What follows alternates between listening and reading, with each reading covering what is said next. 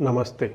మనము June month యొక్క రాశి ఫలాల గురించి చెప్పుకుందాము. ఈ జూన్ మంత్ యొక్క రాశి ఫలాలు గనక మనం చూస్తే ఇందులో తులారాశి వాళ్ళకి పర్టికులర్గా కనుక చూసుకుంటే నాకు లాస్ట్ మంత్ చాలా కాల్స్ వచ్చాయండి. ఈ తులారాశిలో ఉన్నవాళ్ళు పర్టికులర్గా స్వాతి నక్షత్రం వాళ్ళు చాలా ఎక్కువ మంది నాకు ఫోన్ చేశారు. అంటే చిత్తా 2-3 నక్షత్రం వాళ్ళు కూడా ఫోన్ చేశారు. ఎక్కువ మంది నాకు బాగా కంప్లైంట్ వాళ్ళకు ఫేస్ చేస్తున్న సిచ్యువేషన్ ఏంటంటేనండి, వాళ్ళకు జాబ్లో బాగా ఇబ్బంది పడుతున్నారని, అందులోని జాబ్ కొంతమంది పోయి చాలా కొంచెం ట్రబుల్స్ అయ్యారని చెప్పేసి నాకు ఎక్కువ మంది కాల్స్ ఫోన్లు చేశారు. ఒకటి తులారాశి వాళ్ళకి లాస్ట్ 1 ఇయర్లో ప్రొఫెషన్ రిలేటెడ్గా లేదంటే అంత ఇంప్రూవ్మెంట్ గ్రోత్ లేదు, ఎందుకంటే అష్టమంలో గురువు ఉండటం వల్ల. అయితే మే 14న అష్టమంలో ఉన్న గురువు మారటం వల్ల మీకు అదృష్టం అయితే వచ్చిందని మనం చెప్పుకోవాలి. అయితే ఈ మంత్ జూన్ మంత్ కనుక చూసుకుంటే వీళ్ళకి ఒక తటస్థంగా ఉండే మంత్ అని మనం చెప్పుకోవాలి. అంత పెద్ద ఇబ్బంది పడే విధంగా ఉండదు, అంత పెద్ద గ్రోత్గా కూడా ఏమీ ఉండదు. ఒక నార్మల్గా తటస్థంగా ఉండి కొన్నిట్లో విషయాల్లో కొంచెం అనుకూలంగా కొన్ని ప్రతికూలంగా ఉండే అవకాశం చాలా ఎక్కువగా ఉంది. బట్ ఓవరాల్గా చూసుకుంటే జూన్ మంత్లో మీరు దేనికి తులారాశి వాళ్ళకు టెన్షన్ పడిన అవసరం లేదు, భయపడని అవసరం లేదు. ఒక సాధారణంగా ఉండే మంత్ అని మీరు గమనించుకోవాలి. ఇందులో నక్షత్రం ప్రకారం కనుక చూసుకుంటే చిత్తా 3-4 పాదాలు, స్వాతి 1, 2, 3, 4 పాదాలు, విశాఖ 1, 2, 3, 4 పాదాలంతా మనకి తులారాశిలో ఉంటాయి. పేరు బలం కనుక చూసుకుంటే వాళ్ళకి రా, రీ, రు, రే, రో, తా, తీ, తూ, తే లెటర్స్, ఈ అక్షరాలన్నీ కూడాను మనకి తులారాశిలో ఉంటారు. ఇంత గ్రహస్థితిని కనుక గమనించుకుంటే సూర్యుడు మిథున రాశిలోను, బుధుడు కూడా మిథున రాశిలోనే ఉన్నారు. శుక్రుడు వచ్చేటప్పటికి వీళ్ళకి మీనరాశిలోను, కుజుడు వీళ్ళకి సింహరాశిలో ఉన్నారు. ఈ యొక్క గ్రహస్థితిని బట్టి కనుక మనం చూసుకుంటే ఈ రాశి వాళ్ళకి ఎలా ఉంటుందంటే, మనకి మహర్షులు మన మహర్షులు లఘు గోచారం, సూక్ష్మ గోచారం మన ఒక కాన్సెప్ట్ ఇచ్చారంటే దీని ప్రకారం కనుక మనం చూసుకుంటే వీళ్ళకి సూర్యుడి వల్ల వీళ్ళ చుట్టూ ద్వేషపూరితమైన వాతావరణం ఉండే అవకాశం ఎక్కువగా ఉంటుంది. కుజుని వల్ల భూమికి సంబంధించి భూలాభము లేదంటే బంగారానికి సంబంధించిన విషయంలో వీళ్ళకి చాలా అనుకూలంగా ఉండే అవకాశం ఎక్కువగా ఉంటుంది. బుధుని వల్ల ఆటంకాలు వచ్చే అవకాశం ఎక్కువగా ఉంటుంది. శుక్రుని వల్ల యువతి జన బాధ, అంటే ఇప్పటిదాకా మీకు కనుక ఎవరైనా కనుక జెంట్స్ అయితే లేడీస్ ద్వారా, లేడీస్ అయితే జెంట్స్ ద్వారా ఎవరైనా కనుక బాధలు పడుతుంటే వాటి నుంచి ఉపశమనం వచ్చే అవకాశం చాలా ఎక్కువ ఉందని మనం గమనించుకోవాలి. ఇదంతా లఘు గోచారం ప్రకారం. అయితే ఇప్పుడున్న గ్రహస్థితిని బట్టి ఈచ్ ప్లానెట్ ఏ విధంగా వీళ్ళకి అనుకూలంగా ప్రతికూలంగా ఉందో మనం చూద్దాం. సూర్యుడు వీళ్ళకి 9వ ఇంట్లో ఉండటం వల్ల 9వ ఇంటిని ఫాదర్ లాంటి ఫిగర్లతో ఎక్కువగా చూస్తూ ఉంటారు. కాబట్టి ధర్మానికి సంబంధించి పుణ్యకార్యానికి సంబంధించిన విషయాల్లో కొంచెం ఆటంకాలు వచ్చే అవకాశం ఎక్కువగా ఉంటుంది. మనం కనుక చూస్తే వీళ్ళకి ఏమని చెప్తారంటే సంస్కృతంలో మహర్షులు నిందపరాధ కలహం, నిర్దోషచ్చ, ధనక్షయ, పుణ్యలాభార్ధనాశాచ, విచారే నవమే రవో అని మనకు చెప్తుంటారు. 9వ ఇంట్లో కనుక మీకున్న రాశి నుంచి 9వ ఇంట్లో కనుక సూర్యుడు ఉంటే ఏమవుతుందంటే నిందాపరాధ కలహం, అంటే మీరు ఏమి తప్పు లేకపోయినా కానీ మీ మీద తప్పులో నిందలు పడే అవకాశం ఎక్కువగా ఉంటుంది. కలహం, గొడవలు అయ్యే అవకాశం ఎక్కువగా ఉంటుంది. నిర్దోషచ్చ, అంటే మీరు ఏమి తప్పు లేకపోయినా కానీ మీతో గొడవలు పెట్టుకోవటం, మీ మీద నిందలు పెట్టడం, మిమ్మల్ని బ్లేమ్ చేయడం చేస్తూ ఉంటారు. ధనక్షయం, ధనం కూడా కోల్పోతారు. అంతేకాకుండా పుణ్యలాభార్థ నాశాచ, మీకు ఇందాక నేను చెప్పాను 9వ ఇంటిని మనకి ధర్మానికి సంబంధించి, స్పిరిచువాలిటీకి సంబంధించి, ఆధ్యాత్మికకు సంబంధించిన విషయాల్లో ఎక్కువగా రిప్రజెంటేషన్ చేస్తుంది. ఇక్కడ పుణ్య లాభార్థ, ఏదైనా మంచి ఉద్దేశంతో మీరు ఒక పని చేస్తే ఆ పనికి సంబంధించిన బెనిఫిట్ రాకుండా మీరు ఇబ్బందులు పడే అవకాశం ఎక్కువగా ఉంటుంది. ఇదంతా 9వ ఇంట్లో సూర్యుడు ఉండటం వల్ల. అయితే 9వ ఇంట్లో సూర్యుడు ఉండి 3వ ఇంట్లో దృష్టిని చూడటం వల్ల, అంటే ఎగ్జాక్ట్గా ఆపోజిట్ ఉన్న అవసరం చూడటం వల్ల ఏమవుతుందంటే వీళ్ళకి ఓవరాల్గా ఒక మంచి ప్రాస్పరిటీగా ఉంటుంది, వెల్ బీయింగ్ ఉంటుంది అని మనం చెప్పుకోవాలి. అదేవిధంగా కుజుడు, మార్సు వీళ్ళకి 11th హౌస్లో ఉండటం వల్ల ఈ మార్సు ఉండే పొజిషన్ వచ్చే ఒక 45 రోజులు మంచిని తీసుకొని వస్తున్నాడు. మార్చి వీళ్ళకి 11th హౌస్లో చాలా చాలా విశేషమైన యోగ్యతనిచ్చి మంచి రిజల్ట్ ఇస్తారని మనం చెప్పుకోవాలి. ఏ విధమైన రిజల్ట్స్ వీళ్ళకి ఇస్తారంటే ఆరోగ్యమర్ధలాభం చ, సంతోషం, వస్త్రలాభ కృత్, యత్న కార్యానుకూలత్వం, దైవమే ధైర్యమేకాదశకే కుజే అని మనకు చెప్తూ ఉంటారు. అంటే 11వ ఇంట్లో కనుక కుజుడు ఉంటే ఏమవుతుంది అంటే ఆరోగ్యం బాగుంటుంది, అర్ధలాభం ప్రకారంగా సంతోషంగా ఉంటారు, వస్త్రలాభకృత్, బట్టలు తీసుకోవటము, షాపింగ్లకు వెళ్ళటం ఇలాంటివన్నీ బాగా చేస్తుంటారు. యత్న కార్యానుకూలత్వం, అంటే ఏదైనా కనుక పని చేస్తే దా యొక్క రిజల్ట్ చాలా బాగుంటుంది. అంతేకాకుండా చాలా ధైర్యంగా కూడా ఉంటారు ఈ టైంలో తులారాశి వాళ్ళు. మీకు తులారాశి వాళ్ళకి ఇంకా కొన్ని సంఘటనలు మంచి పాజిటివ్గా ఉండే సంఘటనలు ఏమంటే, గురువు అష్టమంలో గురువు ఉండటం వల్ల చాలా ఇబ్బందులు పడ్డారు. ఈ టైంలో అష్టాగమ గురువు వీళ్ళకి 9వ ఇంట్లో మారటంతో ఒక భాగ్యం, లక్ అనేది వీళ్ళకి తీసుకొని వస్తుంది. చాలా అదృష్టాన్ని కూడా వీళ్ళకి తీసుకొని వస్తుంది. చాలా విషయాల్లో చాలా ఇంప్రూవ్మెంట్ ఉంటుంది అని మనం తెలుసుకోవచ్చు. అయితే వీళ్ళకి 6వ ఇంట్లో దృష్టి ఉండటం వల్ల మనీ ప్రకారంగాను, సక్సెస్ ప్రకారంగా చాలా బాగుంటుంది. 2వ ఇంట్లో దృష్టి ఉండటం వల్ల మీకు ఫైనాన్స్, సంపదలకు సంబంధించిన విషయాల్లో కొంచెం కోల్పోయే అవకాశం ఎక్కువగా ఉంటుంది. దొంగతనం జరగటం కానివ్వండి, డబ్బు ఎక్కడోసారి పోగొట్టుకోవటం కానీ ఇలాంటి జరిగే అవకాశం ఎక్కువగా ఉంటుంది. కొంచెం జాగ్రత్తగా ఉండాలి. రీసెంట్గా కాల్స్ నాకు ఎక్కువ మంది మేము ధనాన్ని పోగొట్టుకున్నామని, డబ్బులు పోగొట్టుకున్నామని చాలామంది కంప్లైంట్ చేస్తూ ఉంటారు. అందుకని ధనం సంపాదించడం ఒకటి, రెండోది ధనాన్ని కాపాడుకోవటం అంతకంటే ఇంకా దానికి కష్టపడాల్సి ఉంటుంది. పోగొట్టుకోవటం చాలా ఈజీ అండి.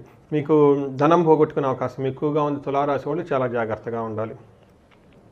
7వ ఇంట్లో కనుక చూసుకుంటే శుక్రుడు ఉన్నారు. శుక్రుడు 7వ ఇంట్లో ఉండటం వల్ల ఇదంతా మంచి టైం కాదు అనుకో మనం చెప్పుకోవాలి. వీళ్ళు చాలా క్రోధంగా ఉంటారు. 7వ ఇంట్లో శుక్రుడు ఉండటం వల్ల సదా కోపి భీతి సర్వదా క్లేశ జీవనం స్త్రీ జాడ్యం మేహరోగాది భృగో సప్తమే ఫలం అని మనకి మహర్షులు సంస్కృతంలో చెప్తారు. కోపం స్తదా, ఎప్పుడు కోపంగా ఉంటారంట. భీతి భయంకరంగా ఉంటారు. సర్వదా క్లేశ జీవనం, ఎప్పుడు ఏదో ఒక కష్టంతో జీవించే అవకాశం ఎక్కువగా ఉంటుంది. స్త్రీ జాడ్యం, లేడీస్ తోటి లేదు అంటే మనకి ఆఫీస్లో ఫీమేల్ కొలీగ్స్ తోటి చాలా ఎక్కువ గొడవలు పడే అవకాశం ఎక్కువగా ఉంటుంది.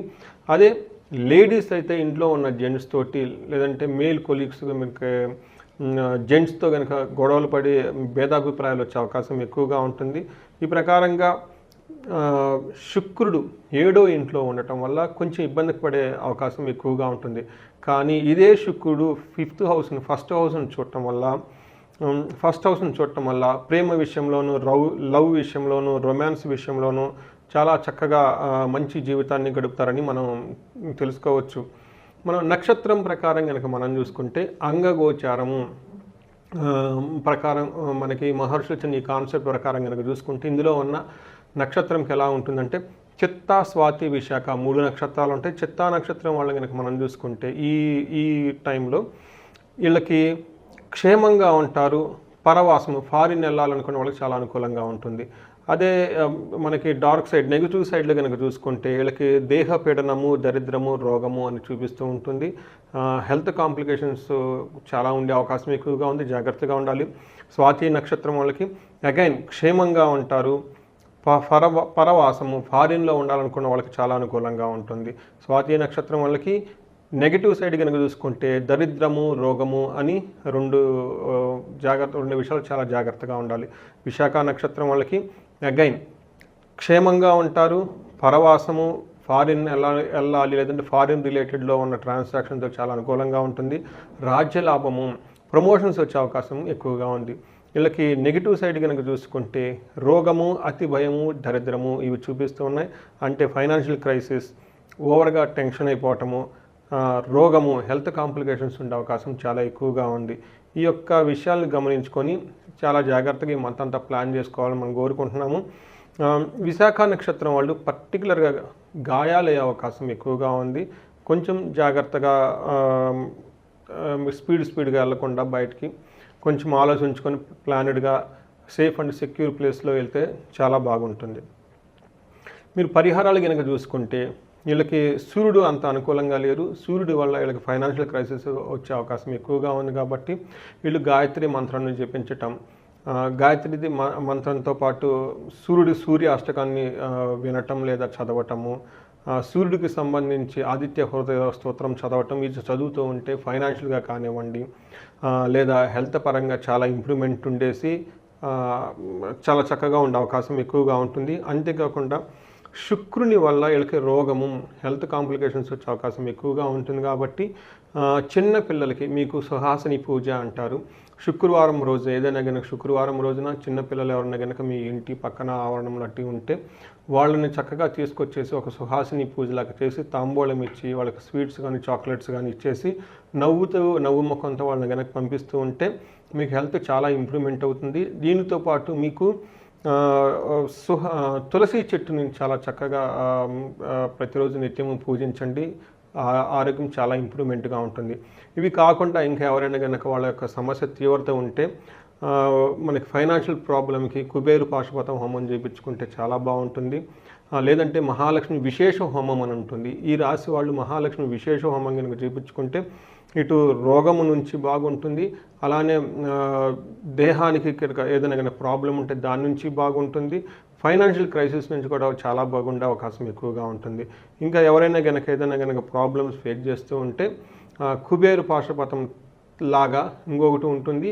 ఇది మీకు మన్యు పాశుపత అభిషేకం అని ఉంటుంది. ఈ పాశుపత అభిషేకం చేయించుకుంటే మీకు ఇంట్లో దిష్టి తగిలినా కానీ రాక్షస పీడల నుంచి, భూత ప్రేత పిశాచాల నుంచి చాలా విముక్తి వచ్చేసి కెరియర్లో చాలా ఇంప్రూవ్మెంట్ ఉంటుంది. సో మీకు ఇంకా ఏమైనా కనుక ఇండివిజువల్గా ప్రాబ్లమ్స్ ఏమైనా ఫేస్ చేస్తుంటే కనుక ఇండివిజువల్గా మీరు నాకు స్క్రీన్ మీద కనిపిస్తున్న నెంబర్ ద్వారా మీరు నన్ను కనెక్ట్ అవ్వచ్చు. ఈ రాశి వాళ్ళు మీ అందరికీ అష్టైశ్వర్యాలు కలగాలని, భోగభాగ్యాలు కలగాలని చెప్పేసి కోరుకుంటున్నాను. నమస్తే. ఈ వీడియో ఒక మంచి ఇంపార్టెంట్ రెమెడీస్ మీకు తీసుకొస్తుంది. ఈ రెమెడీస్ ఎలాంటి వారైనా, వాళ్ళ జన్మజాతకం తెలిసినా తెలకపోయినా, ఎలాంటి రాశి వాళ్ళకైనా కానీ ప్రతి ఒక్కళ్ళు చేసుకోవచ్చు. ఈ వ్రతం ఖచ్చితంగా 3 రకాల ఛాలెంజెస్ ఎవరైతే ఫేస్ చేస్తున్నారో వాళ్ళని ఉద్దేశించి చేయటం జరుగుతుంది. ఫస్ట్ కేటగిరీ ఎవరంటే, ఎవరైతే ప్రేమించి పెళ్లి చేసుకుంటారో, పెళ్లి చేసుకున్న తర్వాత భార్యాభర్తల మధ్య సరైన అవగాహన లేకుండా ఇబ్బంది పడుతూ ఉన్నారో వీళ్ళకి సంబంధించిన కేటగిరీ.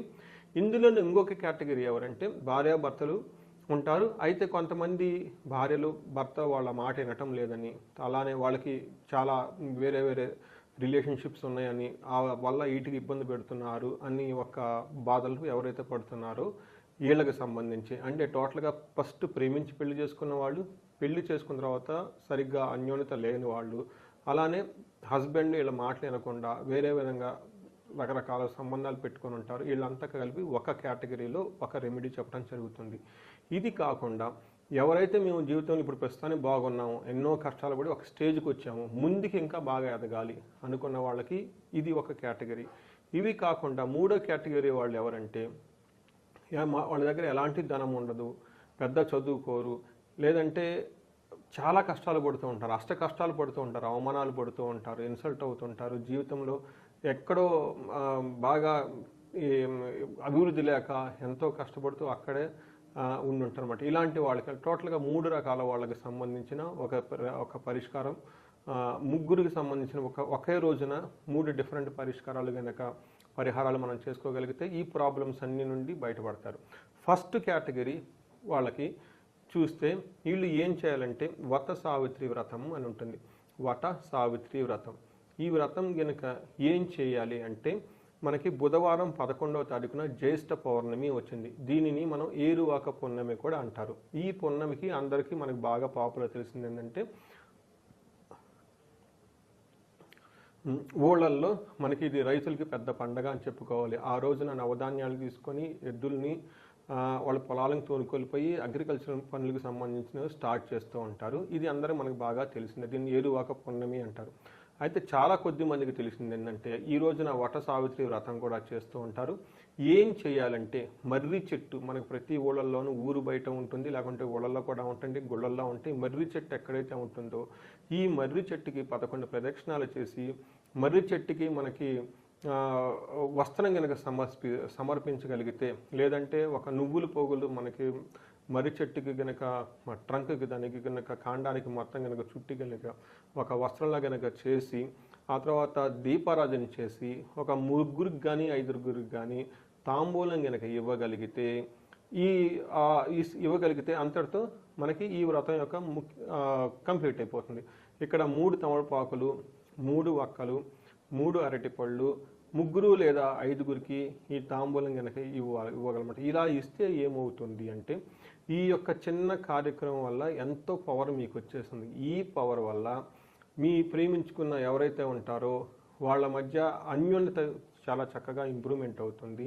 అంతేకాకుండా భార్యాభర్తల మధ్య ఎవరైతే హస్బెండ్స్ వాళ్ళ భార్యను సరిగ్గా చూడకుండా వేరే వాళ్ళ మాటలని వెళ్ళిపోతూ ఉన్నారో వాళ్ళు మీ మాటకు విలువ ఇచ్చి మరలా వాళ్ళు మీ దగ్గరకు వచ్చేసి మీ దంపతుల మధ్య ఎంతో అన్యోన్యత చాలా చక్కగా వృద్ధి చెందుతూ ఉంటుందన్నమాట.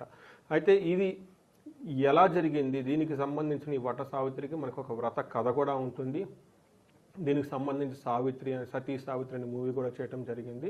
ఇప్పుడు దాని గురించి నేను ఎక్కువగా మాట్లాడను.